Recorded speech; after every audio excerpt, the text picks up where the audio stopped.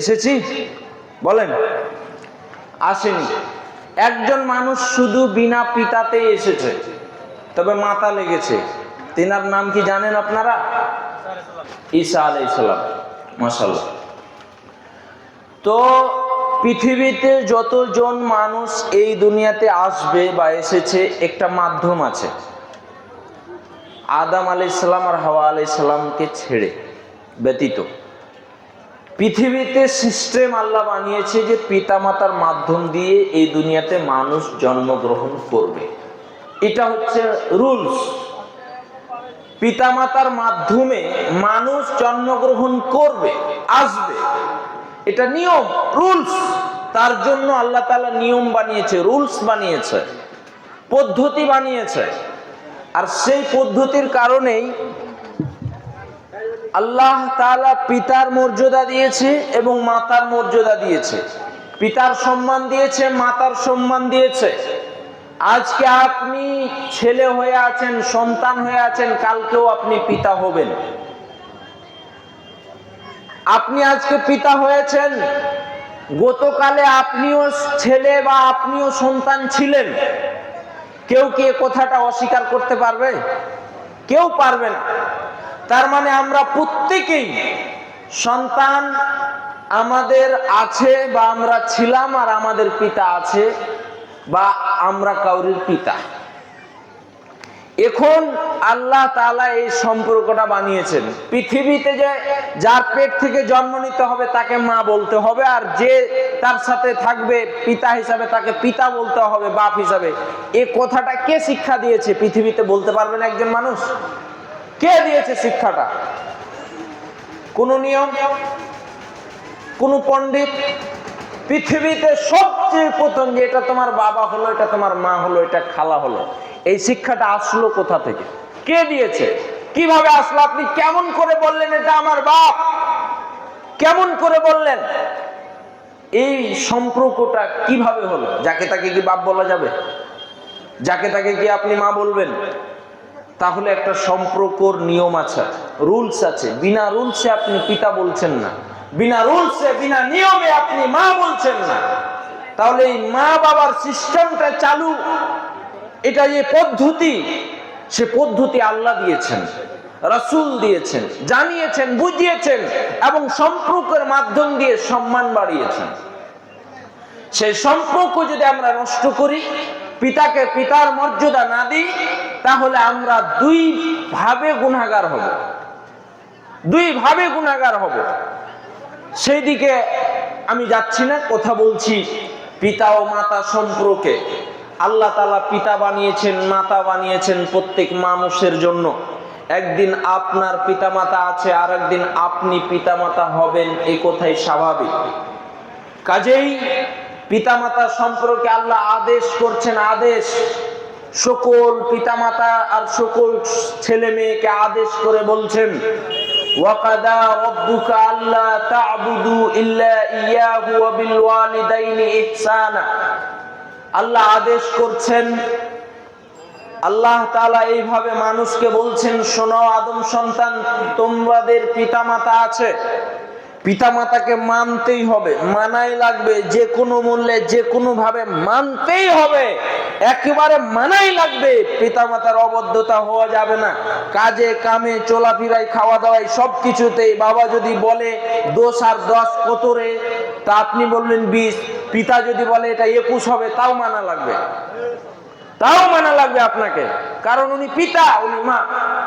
তবে একটা জায়গাতে আল্লাহ বলছেন যে আল্লাহর ইবাদতের পরে, আল্লাহর অর্ডারের পরে, আল্লাহর আদেশ নিষেধের পরে যখন পিতামাতার আদেশ আসবে, তখন সারা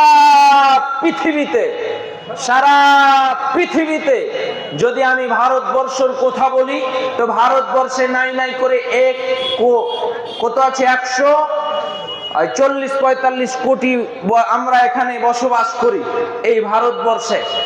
এই ভারতবর্ষে যদি আপনাকে বলি আমি সারা পৃথিবীতে যত মিলিয়ন বিলিয়ন মানুষ হিসাবে আমরা বসবাস করছি, সবচাইতে অগ্র অধিকার দিব কাকে? আমরা কার সাথে সবচেয়ে ভালো ব্যবহার করব, কার সাথে আমরা ভদ্র আচরণ করব, কার সাথে আমরা সৎ আচরণ করব। গ্রামের মেম্বারের সাথে, ইলেকশনের হাই কোয়ালিটির সাথে, মাস্টারের সাথে, কার সাথে করব? অফিসের বসের সাথে, কার সাথে করব?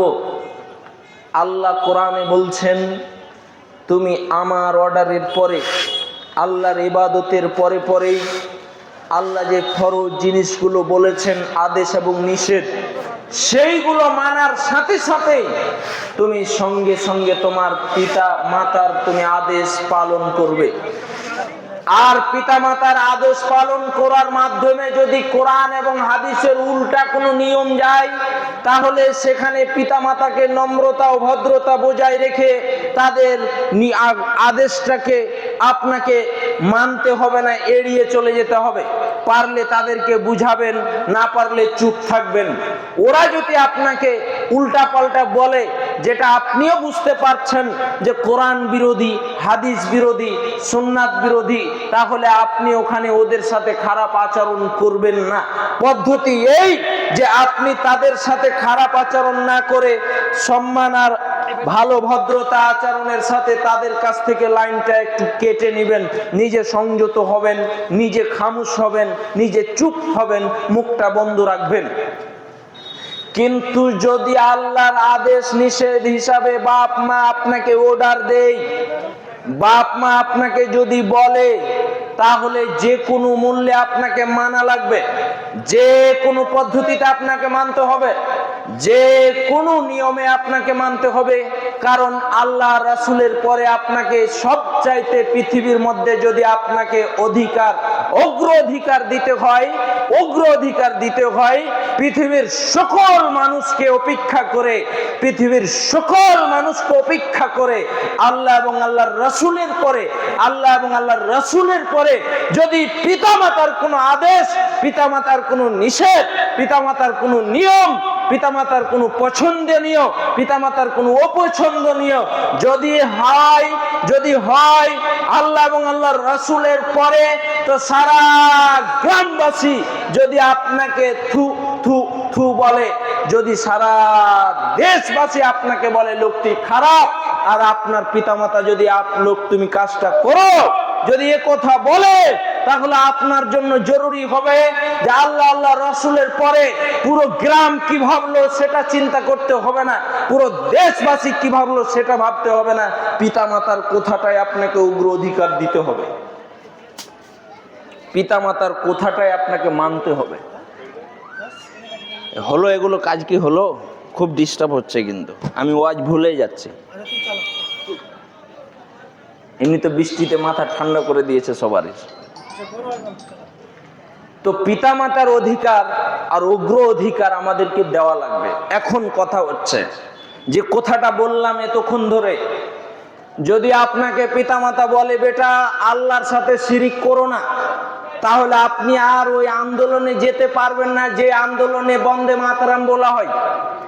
কারণ বন্দে মাতরমে কি আছে বলেন তো? শিরকের শব্দ। বন্দে মাতরম, বন্দনা মাতরম, মা তেরি ধরती की मैं पूजा करता हूं, মানে এই জমিন, হে ভারত মা, আমি তোমারই পূজা করছি, তোমাকে আমি মানছি, তোমাকে আমি মানছি।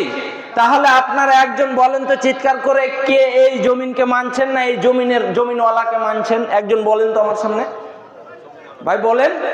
এখন বলবে না, এখন সাহস নেই। একটা নেতা লোক চলে আসুক, তখন আমাকে আর চোখে পড়বে না, তখন আর পড়বে না আল্লাহ আল্লাহ রসুল, তখন বাপ মাও চোখে পড়বে না। বলেন একজন বুকে হাত দিয়ে, আপনার কোন বাপ মা বলেছে, কে বলেছে আপনাকে যে আপনি শিরক করুন? দেখি আপনার বাপ মার কথাটা, দেখি আপনার বাপ মার কত পাওয়ার আছে, দেখি সে কত বিদ্বান, দেখি সে কত বড় আলেম, দেখি সে কত বড় পণ্ডিত। কখন আপনাকে বললো যে যাও তুমি শিরক করো? বলেছে কেউ? কেন যান? বাবা মা তো বলেছে বেটা আমি মনে হয় মারা যাব, তুমি ভালোভাবে থাকিও, আমার জন্য দোয়া করিও, মানুষের সাথে ঝগড়া করো না, তুমি সঠিক পদ্ধতিতে চলিও, আল্লাহকে মেনে চলিও। এ কথাটি সচেতন বাবারা ছেলে মেয়েকে বলে না? বলেন, বলে কি বলে না? আরে কথা বলে। আমিও গ্রামের, আপনারও গ্রামে, কেউ কোনো ভয় নেই। ডিস্টার্ব হবে, নেমে চলে যাবো, আপনারাও চলে যাবেন, আমিও চলে যাব। কথা বলেন, বলে কেউ? কেউ বলে। তবে বাপ মা যে আদেশটি দেয়, সে আদেশটি আপনি কেন মানলেন না? কেন? কালকে দেখলাম একটা র্যালি গেল, শুধু কালকে নাই, হাজার হাজার র্যালি চলছে, বেশিরভাগই মুসলিম এই র্যালিতে থাকছে। কারণ মুসলমান 200 টাকাতে বিক্রি হচ্ছে, মুসলমানের ইমান 50 পয়সাতে বিক্রি হচ্ছে, একটা চায়ে বিক্রি হচ্ছে। তো আমি আপনাকে ইমানের কথা বলেও বুঝাতে পারবো না, কারণ আপনি তো ইমানই বুঝেন না, বুঝেন না ইমান। যান, আমার দুঃখ নেই, চলেন, যতটা আপনার পাওয়ার আছে দেখান, যা পারবেন। একটা নেতা কেন, 10,000 নেতা নিয়ে দেখান, দেশের প্রধানমন্ত্রী হয়ে যান আপনি, কোনো আমি বাধা দিব না। তবে মরার পরে হিসাবটা হবে গো, এটা মাথায় রাখবেন। মরার পরে ইঞ্চিতে ইঞ্চিতে সেদিন দেখবো নেতা তুমি ছিল না, নেতা আমি ছিলাম। সেই দিন দেখবে নেতা ওই নেতা ছিল না, একজন আলেম নেতা ছিল। সমাজের মধ্যে বসে তোমার কথাটার রায় হলো, একজন আলেমের কথাটার রায় কেন হলো না? কেন হলো না? এই জন্য হলো না যে বাবা মার আদেশ তুমি মানোনি। আজ পৃথিবীতে আপনার উচিত ছিল নেতা নারাজ হবে না, হয়ে যাক। আমার নেতা আমাকে ঘোর দিবে, টাকা দিবে, তাতে আমার যায় আসে না। আমার মা বাপ যেন আমার উপরে সন্তুষ্ট থাকে, এটা আপনার কর্তব্য ছিল, এটা আপনার দায়িত্ব, এটা আপনার জন্য জরুরি, এটা আপনার ফরজ যে আপনি পিতা মাতাকে আগে মানুন, তাদের সাথে সৎ ব্যবহার করুন। আমরাও মৌলভী সাহেব হয়ে অনেক চেষ্টা করি পরিবারকে কন্ট্রোল করতে, কিন্তু আমরা আলোচনা করি যে পরিস্থিতি ঠেকাতে পারি না। কেন? বাড়িতে অনেকগুলো জানালা, একটা জানালা আমি বন্ধ করে আমার রুমটা বন্ধ করি, বাকিগুলো যদি খোলা থাকে তা আমি কি ওই বাড়িটা থামতে পারবো? বলেন। মুহাম্মদ সাল্লাল্লাহু আলাইহি সাল্লাম যতদিন নবী হয়নি অতদিন খুব ভালো মানুষ। চোর এসে বলছে লোকটা ভালো, চোর এসে বলছে লোকটা ভালো, ডাকাত এসে বলছে এই লোকটার মতো ভালো লোক কেউ নেই। আবু জাহেল, উতবা, সাইবা, তারা নিজের পরিবার, তারাও বলছে এই লোকটা যা বলে সত্য বলে, কোনোদিন মিথ্যা বলতে দেখিনি, যা বলে ভালোই বলে।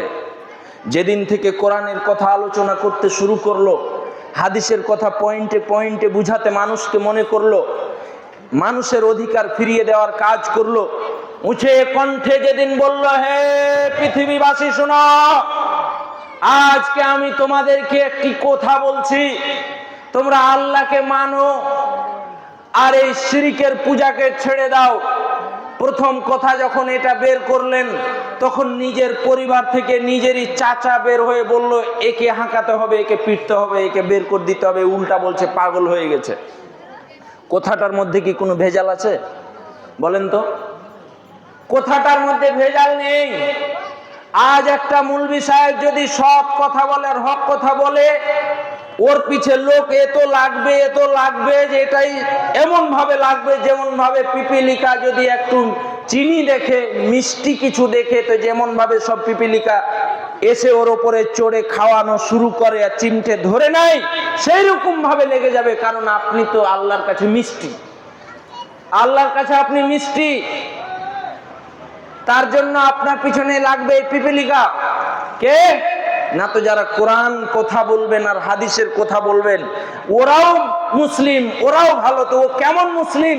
যখন আমি হক কথা বলি তখন ওর গা জ্বলে, যখন আমি ওই কোরআনের কথা, যখন হাদিসের কথা অনুবাদ করি তখন আমার উপরে ক্ষিপ্ত হলো।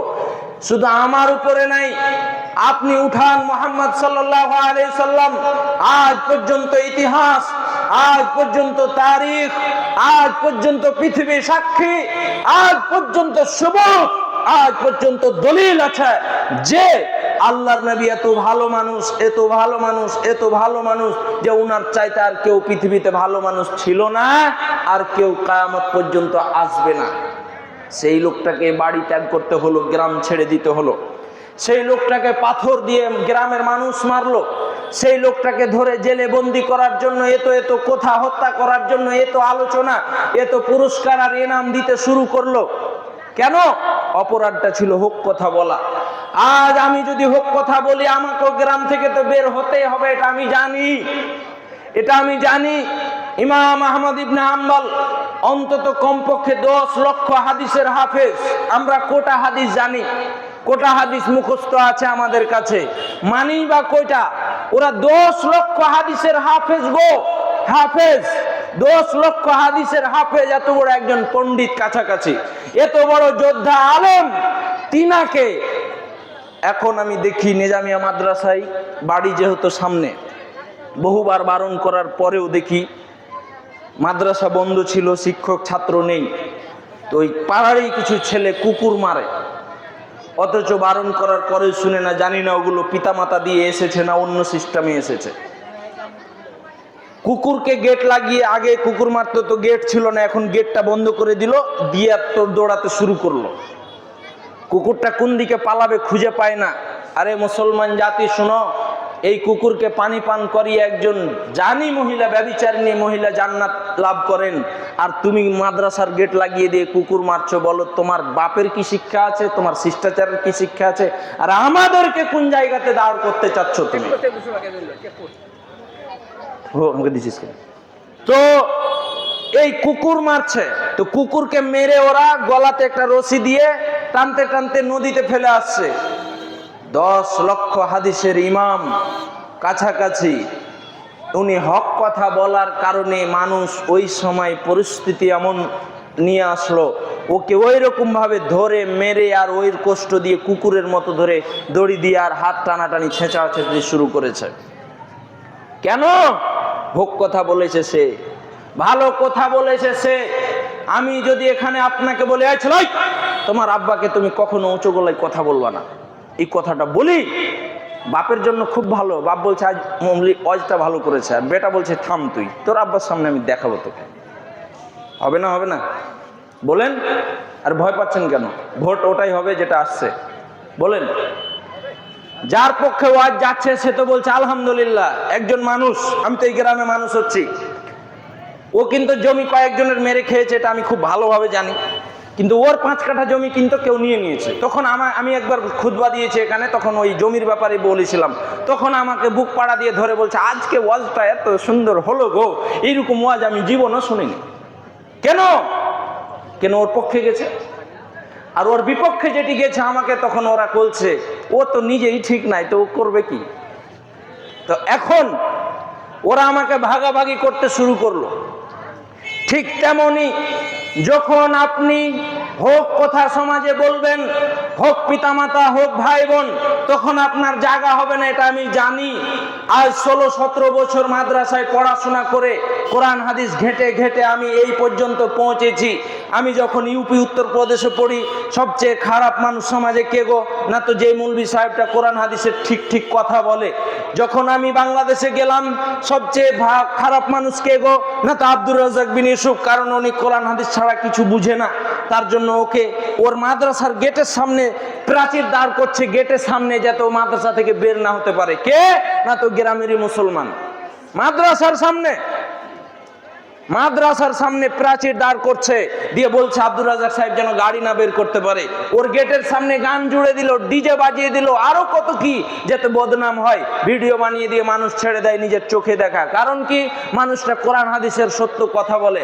আজ আজমাল হোসেন শুধু নয়, আরো কোনো আলেম যদি এই গ্রামে সত্য আর হক কথা বলে আপনার কাছে দাঁড়াতে চাই, তা আমি জানি, আমার ইতিহাস জানে, যারা এই হক কথার উপরে এসেছে তারা এই জায়গাতে পৌঁছেছে। সমাজ তাদের দাম দেয়নি, সমাজ তাদের গ্রহণ করেনি। আর যদি আপনি মিষ্টি মিষ্টি কথা বলেন, সুদখোরকে সুদের কথা বলেন না, নামাজিকে বেনামাজিকে নামাজের কথা বলবেন না, তখন আপনাকে বাড়িতে ডাকবে আর মিষ্টি আর মান্ডা আর কোলা খাওয়াবে, আপনি তখন অনেক সম্মান পাবেন। এই মৌলবীটা অনেক ভালো, আমরা ওর সাথে চলি, এই সম্পর্ক গড়ে উঠবে। কিন্তু কোশ্চিন কালেও আমি বলছি, আমার বয়স বেশি না, মাত্র 25 বছর। যখন আমার জ্ঞান হয় তখন থেকে আমি অন্তত 10 বছরের কথা বলি। এই পশ্চিম বাংলার মাটিতে, পুরো পশ্চিম বাংলার মাটিতে আহলে হাদিস সমাজে কয়েকজন বক্তা ছাড়া যারা এই বক্তৃতা করছে, 30 বছর, 40 বছর, 50 বছর ধরে তাদের বক্তৃতাই আমি শুধু এটাই দেখেছি, নিজেই নাম করেছে, নিজেই কিছু করেছে, কিন্তু আহলে হাদিসদের কয়েকজন বিজ্ঞ আলেম ছাড়া আমরা সমাজে ওইভাবে পৌঁছাতে পারিনি। না তো আজ কেন মাথায় টুপি, মুখে দাড়ি, আপনি মুসলিম, একটা শিখের মতো শব্দ বন্দে মাতরম, আপনিও চলছেন, বাপও চলছে, ছেলেও চলছে, মুলবিও চলছে, সবাই চলছে, কাউকে কিছু লাগে না? কেন লোকটিকে ডাকে তাহলে লাভ কি হলো আমার? হ্যাঁ, তো নেমে যাচ্ছে, হ্যাঁ নেমে যাচ্ছে। তো কথা হচ্ছে যে আমাদের প্রয়োজন সমাজকে এবং নিজেকে গুছিয়ে নেওয়া। দেখেন, আপনি সমাজের দায়িত্ব যদি না নিতে পারেন, নিজের দায়িত্বটা নেন। পিতামাতা সম্পর্কে কথা বলতে গেলে আরো একটু সময় লাগতো, যেহেতু বৃষ্টি, কিছু বলা যাবে না আজকে। আর আপনারা আছেন, আমিও আপনাদের অন্তর থেকে ভালোবাসি, আপনারা গ্রামবাসী, আমার জন্য দোয়া করবেন, সাইদ আলীর জন্য দোয়া করবেন, আরও যারা আপনাদের সমাজে নিয়োজিত আছে, কেউ দায়িত্বশীল হয়ে আছেন, কেউ মাদ্রাসা, কেউ মসজিদ, কেউ ঈদগাহ, তাদের জন্য দোয়া করবেন। আর আমি আপনাদের জন্য দোয়া করি যে আল্লাহ আপনাদের হেদায়েত দান করুক এবং সঠিক পথে চলার তৌফিক এনায়েত করুক। পিতামাতা সম্পর্কে শুধু একটাই কথা আজকে বলি, বাকি কথা যদি কোনোদিন সুযোগ হয়, জুমার খুতবায় মনে হয় এই বিষয়ে ওয়াজ হবে না। আর মানে এই বিষয়ে ওয়াজ করতে গেলে একটু সময়ের দরকার, আগামী বছর আল্লাহ বাঁচিয়ে রাখলে ইনশাল্লাহ হবে। তার আগে একটু কথা আপনাদেরকে বলি যে আমরা পিতামাতার সম্মান করি, এটা কোরআন এবং হাদিস। তার সাথে সাথে বয়স্ক মানুষ যারা বয়স হয়ে গেছে, এক কথায় আপনার যারা বড়, তাদেরকে সম্মান করতে শিখুন। আগে একটা ভদ্রতা বজায় ছিল, এই তোর বড় ভাই আছে ওখানে, তুই কেন কথা বলছিস, তোর বড় আব্বা আছে তুই বলিস না, ছিল না সমাজে? কেন, কোথায় চলে গেল এগুলো? কে হাঁকালো গো, কে বিদায় দিল? এগুলো উঠানোর জন্য কোনো ইয়ার্ড নেই, আলোচনা নেই, কিছু নেই, কিন্তু এগুলো এমনি এমনি চলে গেল। কাজেই আমি আপনাদের কাছে অনুরোধ করব, আমি গ্রামের মানুষ, আপনারাও গ্রামের মানুষ, আল্লাহ যদি বাঁচিয়ে রাখে তো ঠিক এই জালসা হোক আর কোনো জালসা হোক, আমরা আলোচনা করব, আপনাদেরকে নিয়ে চলবো, সমাজকে নিয়ে চলবো। আমরা আল্লাহর কাছে অন্তর থেকে দোয়া করি, আল্লাহ আমরা যদি ভুল পথে থাকি তা আমাদেরকে তুমি আগে সঠিক পথে নিয়ে আসুন, তারপরে আমাদের দ্বারা দিয়ে গ্রাম পরিচালিত করুন, তারপরে সমাজকে পরিচালিত করার তৌফিক এনায়েত করো। কি হয়েছে, তুই করবি না? হ্যাঁ, তো বসেন, আপনি ফের উঠলেন কেন? আমি দিছি ম্যাক, আসুক। হ্যাঁ দিছি বলতে। তো এই মাদ্রাসার এও ছাত্র, আমিও ছাত্র, একটা টান আমাদের আছেই, বিসমিল্লাহে তাওয়াক্কালতু আলাল্লাহি লা হাওলা ওয়ালা কুওয়াতা ইল্লা বিল্লাহ। কিসের দোয়া এটা? কিসের দোয়া এটা গো? হ্যাঁ, বাড়ি থেকে বের হওয়ার দোয়া, ঠিক বলেছে, বাকি সব চুপ। এই দোয়াগুলো আমরা এখান থেকে অনেকে শিখেছিলাম, তার একটা অবদান আছে। কাজেই এই মাদ্রাসাটাকে আরো আমরা উন্নতির পথে দেখতে চাই, পুরো গ্রামবাসী।